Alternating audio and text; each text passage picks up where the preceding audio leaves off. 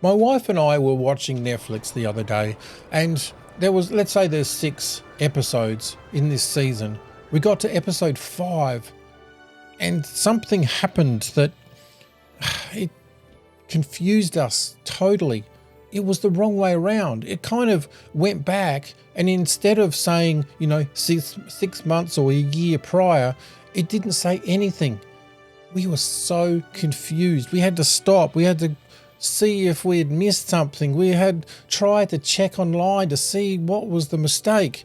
My name is Craig, and this is Morning Star Quest, where we are delving into the Bible one question at a time. And this is my friend Cosmo. Say hi, Cosmo, because we are going through this one question at a time. We're going through this together. Hey everyone, I'm Cosmo. I'm super excited to explore today's big question with you. Let's dive right in. Okay, now a few weeks ago, I had a huge question, and it was how many languages were there before the Tower of Babel was built? Now, I'll put in a link to the description with regards to this. Sometimes we watch Netflix and they show the story backwards, and it feels like with Genesis 10 and 11, that's exactly what they're doing. I explained it, and you can see that in like I said, in the description.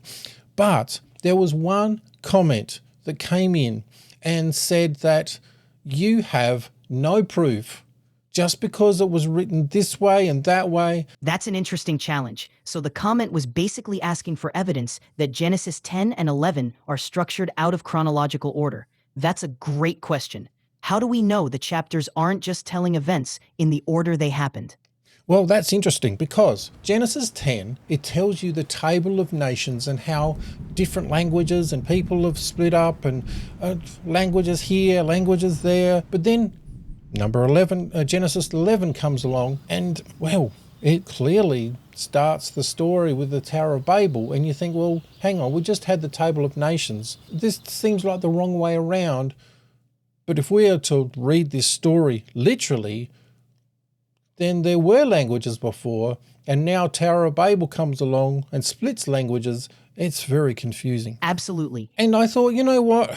I feel like this is enough proof, but at the same time, when this guy said you didn't show any proof, where's the evidence?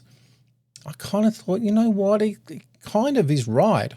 And for a little bit, I sat on that, and I thought about it, and then I was watching something that talked about chiasms. Chiasms are so interesting because they are, I guess, it's not the normal narrative.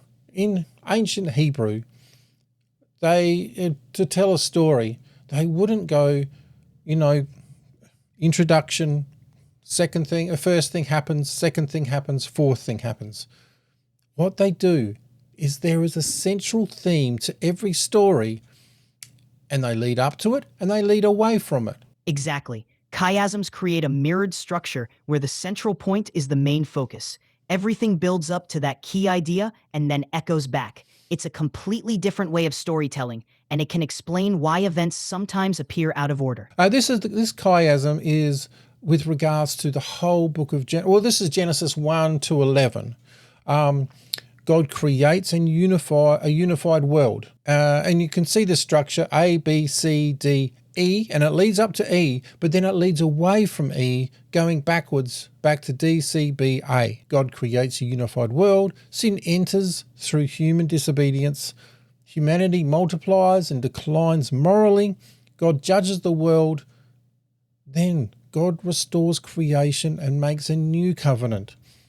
But then there is more failure. So that's a mirror of D. You get the idea. The crux of the story is not at the end. It's in the middle. Then we have a mini chiasm for Genesis 10 to 11.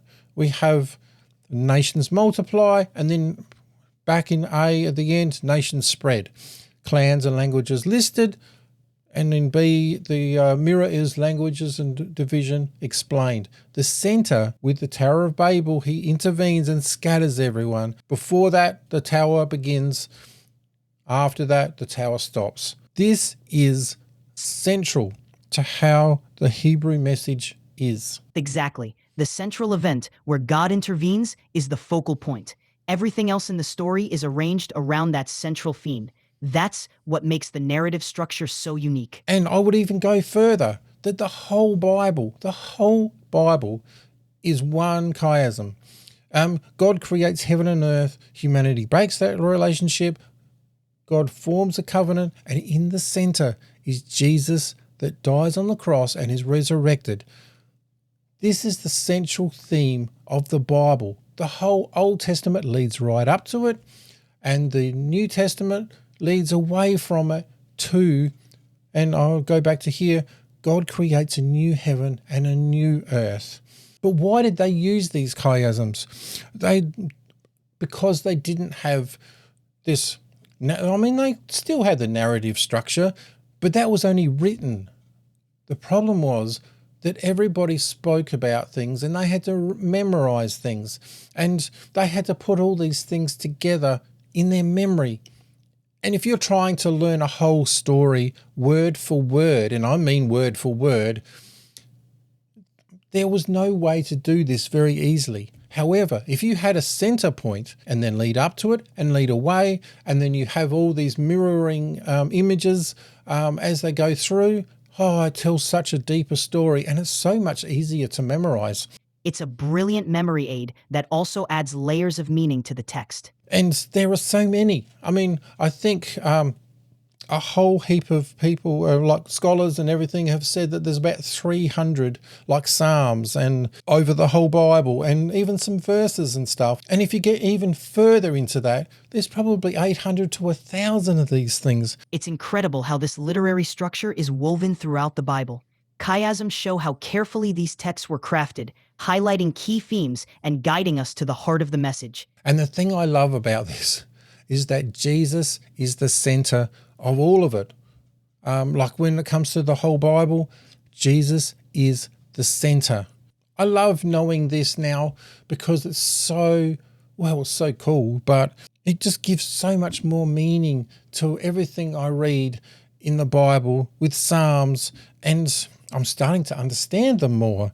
So I feel this is busted, and this is definitely proof. This is hard facts. You may even notice that this whole video was actually a chiasm in itself. And if that blew your mind, there are so many more of these videos, and I'm going through one a week, 439. That's crazy. Let's get into it. Go do something else I forgot and click on that one. Go on, click on it. Go on.